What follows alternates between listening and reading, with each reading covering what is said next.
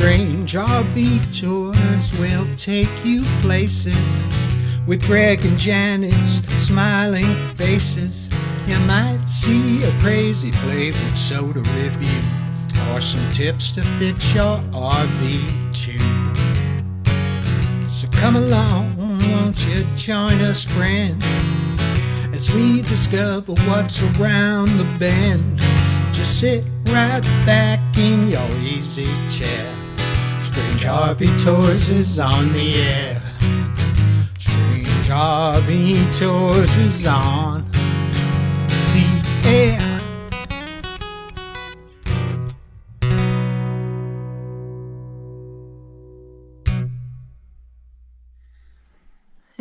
Hey folks, it's Greg and Janet with Strange RV Tours.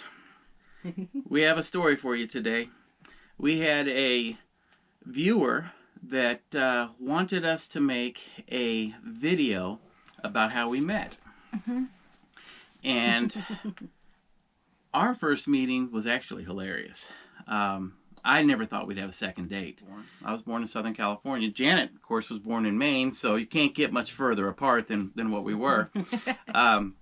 But when I was about 10 or 11, my family moved to Texas, and my father became a custom home builder. And one of the guys that was working for my father, he worked for him for 2 or 3 years.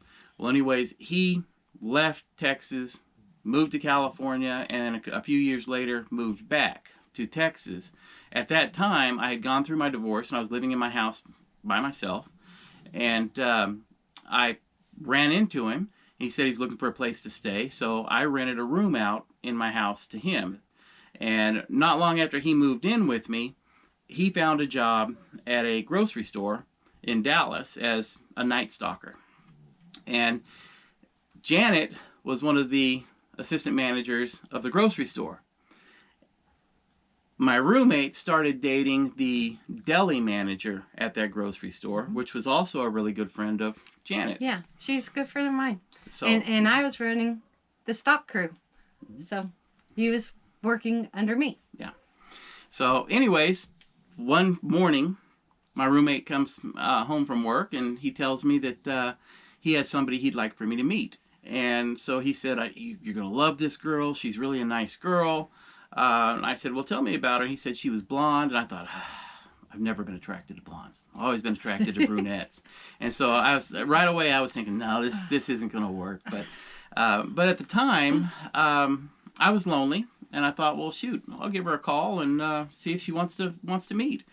So my roommate had given me Janet's phone number. I called Janet, asked her if she would like to meet. And Janet said at first she was, I don't know. She was a little worried. And then finally she said, yeah, we can meet as long as it's at a neutral location.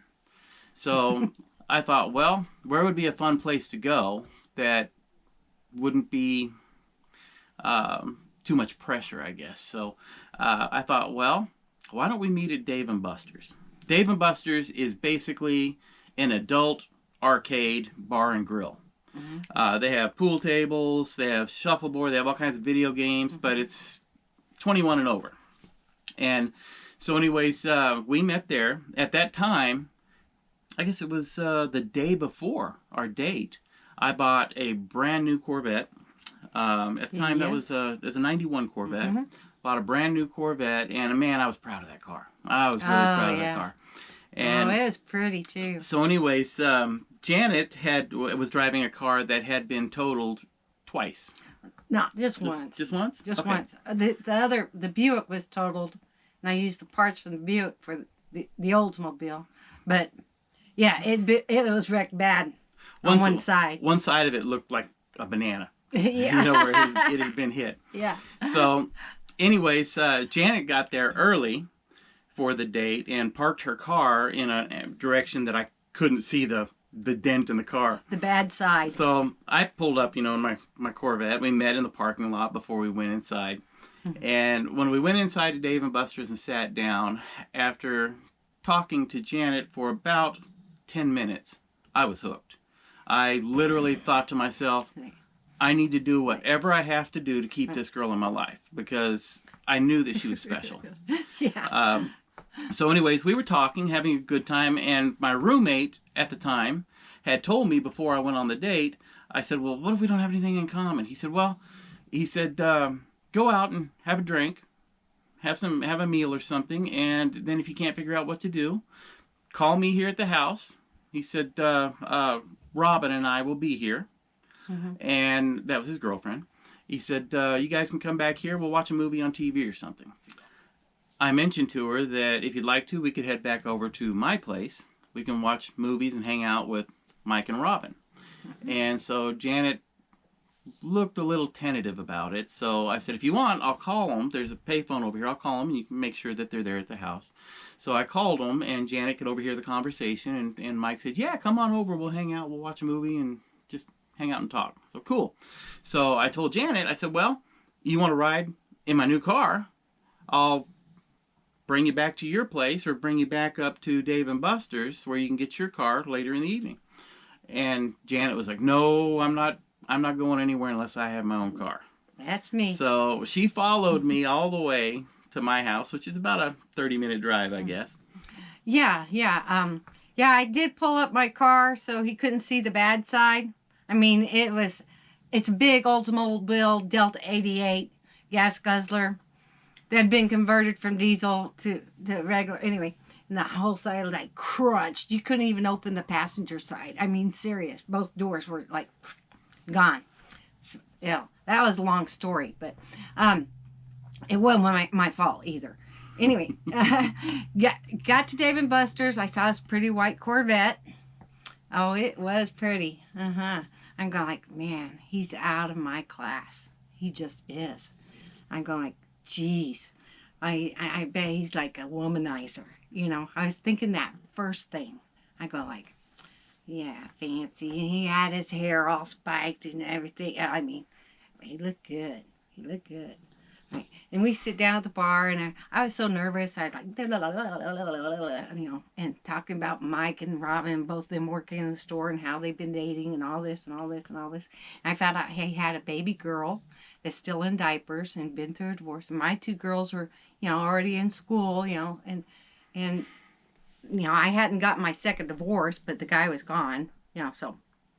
Whatever. He'd been gone for 2 years. Yeah, almost 2 years. Yeah, I didn't know where he was. I didn't care. Anyway, but when I met him, I'm going like, well, he's not as bad as I thought.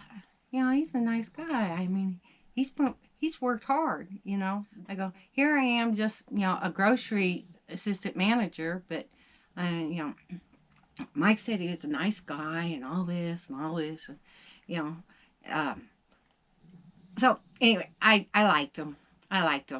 So when he asked me to go to his place, I said, give Mike a call. You know, because, you know, first time going to a guy's house, you just met him, blind date thing. Yeah, I'm going like, okay. Robert and Mike better be there. And neither one of us had ever been on a blind date. No, and I would have never thought I would have considered it, and I don't think Janet would have either. No, except that, you know, Robin was a good friend of mine, and, you know, I found out that Mike knew his whole family. So I said, okay. So, all right. So I follow him, and we get to his house and get in the door, and it's like total silence, and everything's dark. Now you go from here. Okay. Yeah, when we entered my house, it looked like nobody was there. I mean, every light in the house was off. And so I'm thinking, well, Robin and Mike, well, I had a 7-Eleven that was like 2 blocks away from my house. So I thought, well, maybe Mike and Robin ran over to 7-Eleven or something. So we went inside, and I turned on the living room lights, and I told Janet, go ahead and have a seat. I got us some drinks, turned the TV on, and we sat down and started talking. And it was probably 5 minutes into our conversation. And you have to realize now, to me, I'm sitting down on my sofa with what I believe is one of the most beautiful ladies I've ever met. And I'm trying to be so prim and proper and thinking, don't mess this up. Don't mess this. You'll never have a second date if you mess this up, right? And so anyways, we're 5 minutes into our conversation, and in our the living room is the only room with lights on. And all of a sudden, we hear a boom. And it startled Janet and I both. We looked at each other like, what was that? And a moment later, I knew what it was. Because there was a second boom and a third boom. And it was just boom, boom, boom, boom. And it was coming from down the hallway. And I knew I was going, that's Mike's headboard hitting the wall. oh. And so anyway, so I knew what was going on in the bedroom, you know. I did too. And I looked at Janet, and we both had just horrified looks on our face, you know. We'd both gone basically white, and I'm right away thinking, well, so much for this date and so much for this girl. I'll never see her again. And I'm looking at Janet. She's got her mouth closed at the time, and I could tell she's holding in a giggle. And just at the same time, probably 10 seconds after the banging started, she just burst out laughing. I couldn't help it. I was And- laughing. I go, oh my gosh. It was embarrassing for me, but I knew he was totally, totally humiliated. He's like, oh my God. So anyways, It's so good.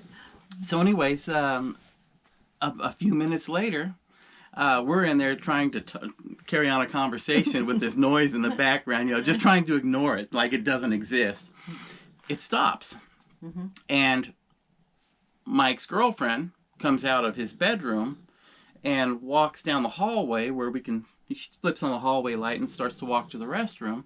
And Janet and I look down the hallway and she has no clothes on. She's naked. And so Running down anyways, the hallway. They didn't know we were there. so anyways, I you started know, laughing. when she comes out of the bathroom and walks the other way, she looks down the hallway and sees us. She goes, and runs back in the bedroom. I was And laughing. so a few And mi- she'd never live it down either. Yeah. So a few minutes later, they came out of the bedroom dressed, and we had a nice evening hanging out and talking with each other. Right. But at that moment, I thought, I can't believe this. I did everything perfect, and it got messed up. It So- wasn't messed up. It's life, okay? We are getting ready to have our 29th anniversary this week. And we've been together over 30 years. Yeah. Yep. Yeah. And it's been ups and downs just like any other marriage. And he's put up with me. And what a guy. And I wouldn't trade him for the world. You know. Thank you. And our 3 girls are doing fabulous. They're all great careers and everything. Mm-hmm. And here we are running around RV and filming for you guys and showing you everything that we do. And I mean, we used to do a lot of stuff before any of this and before the RV. We used to do all this stuff, but now we're sharing it with you guys, and it's awesome. Yeah. So it all worked out, but it was very unusual. One of the most unusual dates that I ever had, that's for sure. Oh, me too. Me too. Um, I usually, when I hardly dated, I was a single mom, so, I didn't date that much. I might go out with somebody that used to shop in my store or something like that, and I got to know over time. That's happened a couple times, or somebody I actually worked with, but you guys, chalk one up for me. He's a good guy. He's a good guy. I love him. So, anyhow, on a personal note, from us to the viewers, we'd like to wish everybody a happy holiday season. Love each other. Yeah. So, anyhow, you want to do the closing? Oh, you mean? Oh, if you like this one, I got thumbs up. Subscribe. Hit the little bell for notifications because we're posting all the time. Check out our Patreon. We're doing some new stuff there. And share with family and friends. Guys, thanks for watching. Isn't she cute? Take it easy, guys. We'll talk at you later. Bye-bye.